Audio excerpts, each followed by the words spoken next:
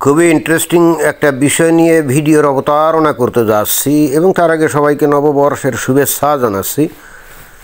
অনেকেই আমাকে শুভেচ্ছা জানিয়েছেন, হয়তো পার্সোনালি কাউকে আমি উত্তর দিতে পারলাম না, সেটা ক্ষমা সুন্দর দৃষ্টি দিয়ে দেখবেন।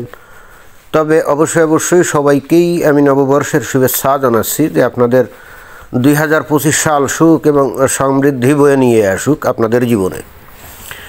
তো এখন যে ভিডিওটা বানাতে যাচ্ছি সেটা কিন্তু ওই নববর্ষ উপলক্ষেই। আপনারা তো জানেন যে বাংলাদেশে কিন্তু একটা হাইকোর্টে এক হুজুর মার্কা এক উকিল সে হাইকোর্টে একটা রিট পিটিশন করছিল যে 31st নাইটে বাংলাদেশে শহরে বন্দরে গ্রামেগঞ্জে কেউ যেন এটা উদযাপন করতে না পারে এবং একই সঙ্গে পটকা বাজি এগুলো ফোটাতে না পারে। এবং সেই হেতু মনে হয় যে হাইকোর্ট একটা নির্দেশ জারি করছিল যে এইগুলো করা যাবে না, এবং সরকারের তরফ থেকে সম্ভবত ওই রাত 10টা থেকে রাত 11টা পর্যন্ত 144 ধারা জারি করা হয়েছিল, নিষেধাজ্ঞা জারি করা হয়েছিল। কিন্তু কে শোনে নিষেধাজ্ঞা, কে শোনে 144 ধারা? বাংলাদেশের মানুষ এখন নতুন স্বাধীনতা প্রাপ্ত, তাই না? তারা যা ইচ্ছা খুশি করবে। এখানে সরকারের কী করণীয় কিছু আছে নাকি? আর 144 ধারা বাস্তবায়ন কে করবে? পুলিশ। তো পুলিশ তো থানা থেকে বের হয় না, তাই না? এখন বাংলাদেশের মুমিন মুসলমানরা ইসলামে বুঁদ হয়ে আছে, ধর্মোন্মাদ হয়ে আছে, এবং এই ইয়াং ছেলেফেলেগুলা এরাও কিন্তু ইসলাম ধর্মে বুঁদ, সেটাও কিন্তু বুঝতে হবে। এখনকার ইয়াং ছেলেফেলেগুলারে দেখলে দেখা যায় যে একটাকেও আর ক্লিন শেভ হিসাবে দেখা যায় না। প্রত্যেকের কি সুন্দর সুন্নতি দাড়ি এবং গোপ কামিয়ে ফেলছে, এরকমও আছে। অর্থাৎ আচার আচরণে তারা কিন্তু ভীষণভাবে মুমিন মুসলমান, but at the same time ভিতরে ভয়ঙ্কর রকমভাবে তারা আবার মুনাফিকও। দেখেন যে সরকার 144 ধারা জারি করছে 31st নাইট যাতে উদযাপন করতে না পারে, কিন্তু এরা কী করছে? সেই 31st নাইটে তারা সমস্ত রকম বিধিবিধান উপেক্ষা করে, লঙ্ঘন করে তারা কিন্তু ব্যাপকভাবে আতশবাজি ফুটিয়ে 31st নাইটকে তারা উদযাপন করেছে। কি ভয়ঙ্কর অবস্থা, কি ভয়ঙ্কর অবস্থা! দেখেন, এই পর্যন্ত বাংলাদেশে যত হুজুর আছে, তাই না, তারা তো সবাই বলে যে এই 31st নাইট উদযাপন এবং আতশবাজি ফুটানো এগুলো হারাম, এইগুলা কঠিনভাবেই হারাম। এখন অবশ্যই কোরআন হাদিসে হয়তো এগুলোর উল্লেখ নেই, কারণ নবীর আমলে তো আর আতশবাজি ছিল নাকি? তো অতএব এগুলো তো ফুটানোর কোনো সুযোগও সেখানে ছিল আমার তো মনে হয় না। অতএব কোরআন হাদিসে তো এই বিষয়ের উল্লেখ থাকবেও না। কিন্তু ইজমা কিয়াস ইত্যাদি করে চষে তারপরেই তো হুজুররা এই 31st নাইটকে তারা উদযাপন নিষিদ্ধ কেন করছে? কারণ এগুলো হলো ইহুদি নাসারা কাফেররা, ওরাই আসলে এটা করে, এটা উদযাপন করে, এবং সেই হেতু এটাকে তারা হারাম কাজ হিসেবে গণ্য করছে, আতশবাজি ফোটানো এবং 31st নাইট উদযাপন।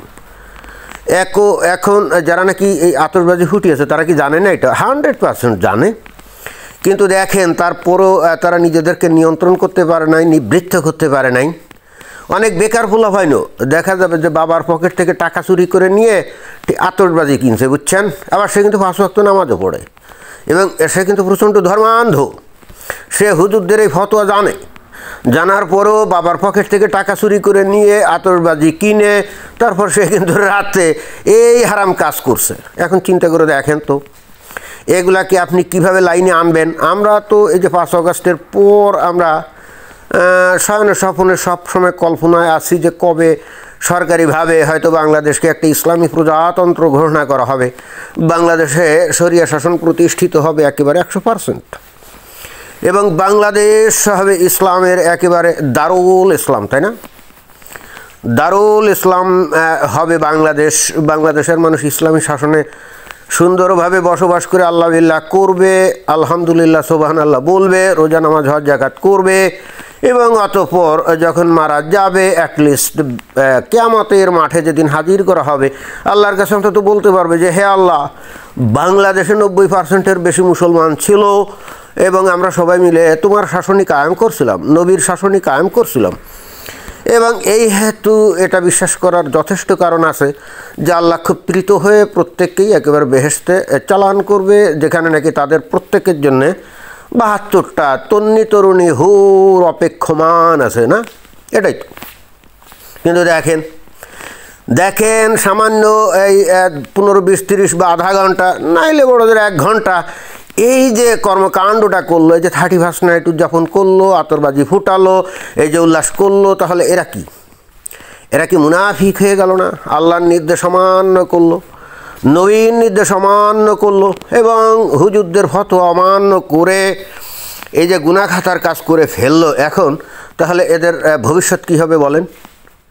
এদের ভবিষ্যৎ কী হবে? এরা তো নিজেদেরকে জাহান্নামের আগুনে নিক্ষিপ্ত করলো, তাই না? এবং আমিও কিন্তু মনে মনে চাইছিলাম যে বাংলাদেশের মানুষ যেহেতু প্রচণ্ড ধর্মোন্মাদ, তাহলে তারা একেবারে 100% ইসলামী যে বিধিবিধান সেগুলি অনুসরণ করবে এবং গোটা পৃথিবীতে দেখিয়ে দিবে যে কোনো একটা দেশে যদি সত্যিকার অর্থে ইসলামী শাসন বাস্তবায়ন করে একটা উন্নত সমৃদ্ধ এবং শান্তিপূর্ণ সমাজ ব্যবস্থা তৈরি করা যায়, সেটা হবে বাংলাদেশ। এবং অতঃপর বাংলাদেশের আদর্শ অনুসরণ করে পৃথিবীর অন্যান্য দেশও তাদের দেশেও ইসলামী শাসন কায়েম করবে। আমি কিন্তু এটাই মনে মনে ভাবছিলাম।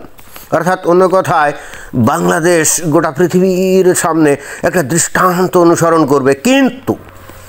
কিন্তু এই যে নতুন প্রজন্মের পোলাপান যারা মনে প্রাণে ভয়ঙ্কর রকমভাবে মুসলমান, যারা কিন্তু ইসলাম ধর্মের সামান্য অবমাননা কেউ কোথাও যদি করে, এরা কিন্তু লাঠি সোটা, বন্দুক কেরেস, চাপাতি, সোরা চাকু এগুলো নিয়ে ঝাঁপিয়ে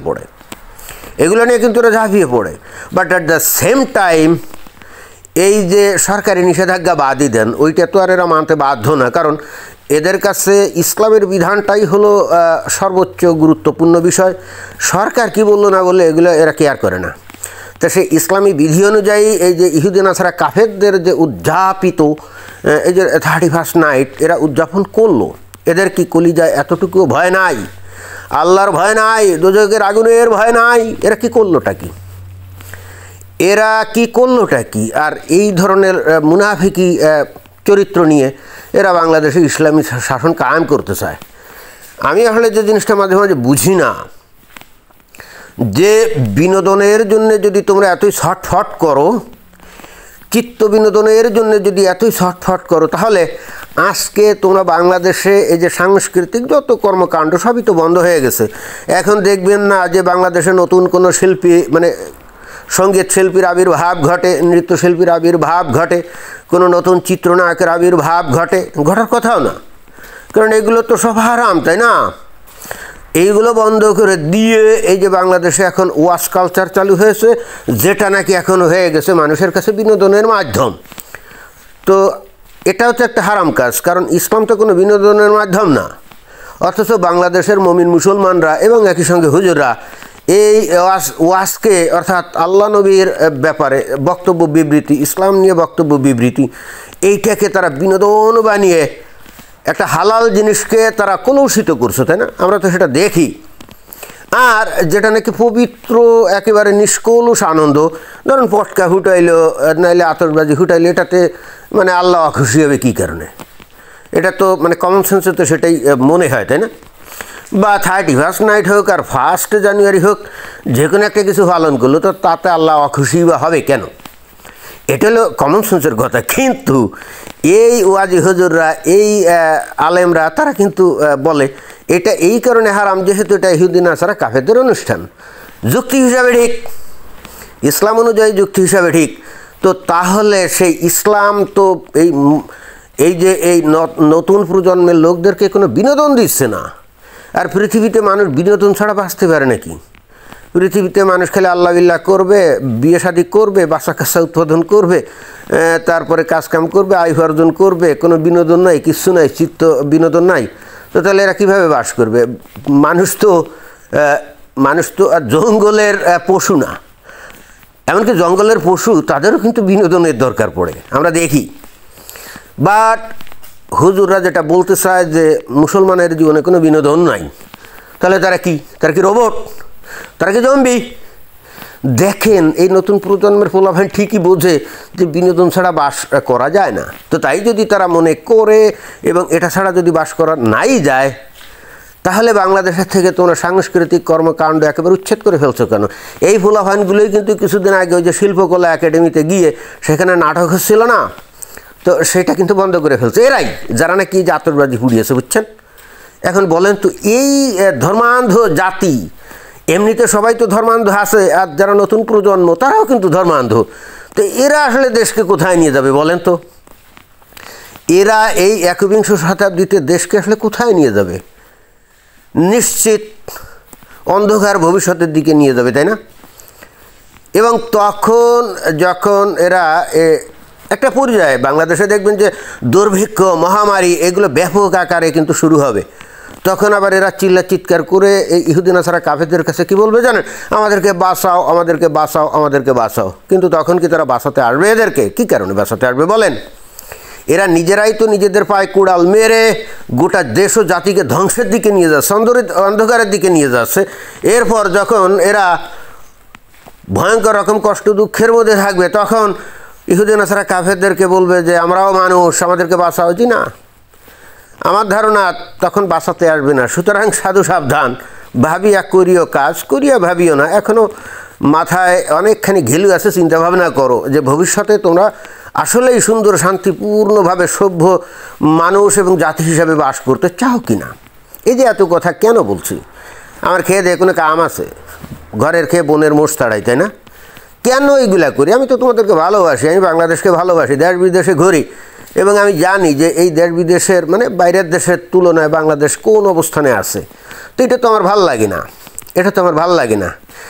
ইসলামী বিধিবিধান দিয়ে, ধর্মোন্মাদনা দিয়ে দেশকে ধ্বংস করবা এবং এরপরে ভালো জীবনযাপনের আশায় এই উন্নত দেশগুলোতে ইহুদি নাসারা কাফেরদের দেশে চলে আসার ধান্দা করবা এবং এসে মানুষ হিসাবে আশ্রয় চাইবা। এবং যদিও বাংলাদেশে তোমাদের জীবন মোটেও অনিরাপদ না, খুবই ভালো ছিলে, এখানে এসে ভুয়া কিসা কাহিনী বলে রাজনৈতিক আশ্রয় চাইবা। এরা তোমাদের মানুষ হিসাবে আখ্যায়িত করে বা গণ্য করে তোমাদের হয়তো আশ্রয় প্রশ্রয় দিল। যখনই তুমি এখানে সেটেল ডাউন করে গেলে, এরপর তোমার মাথায় স্যাগাল দেবে ওই যে ধর্মীয় বিশ্বাস এবং আদর্শ দিয়ে তুমি তোমার দেশ এবং সমাজ ধ্বংস করছিলে, তোমরা ঠিক ওই একই ঘটনা এখানে তোমরা ঘটাতে শুরু করবে। তো এটা তো পশ্চিমের দুনিয়ার মানুষ জেনে গেছে অলরেডি, বোঝা গেছে। অনেক দিন ধরে এদেরকে কিন্তু মূর্খ বানিয়ে রাখা হয়েছিল, কিন্তু এখন তো আর এরা মূর্খ না। তোমরা যদি মনে করো যে তোমরা এভাবে নিজেদের দেশ এবং জাতিকে ধ্বংস করে দিবা ধর্মোন্মাদনা দিয়ে, তারপর এরা তোমাদের আশ্রয় দিবে অথবা তোমাদেরকে সাহায্য করবে, জি না, সেই দিন শেষ। এই সুখ স্বপ্নে থেকো না। এটাই হলো আমার বিশেষ বক্তব্য। এবং সত্যিকার অর্থে তোমরা যদি আধুনিক জগতের সাথে তাল মিলা চলতে চাও, তাহলে তোমাদেরকে অবশ্যই ধর্মোন্মাদনা থেকে বেরোয় আসতে হবে। এবং এটাই একমাত্র সভ্য মানুষ হিসাবে এই জগতে এই সময়ে টিকে থাকার একমাত্র পন্থা, অল্টারনেটিভ কোনো কিছু নেই। ক্লিয়ার? ধন্যবাদ।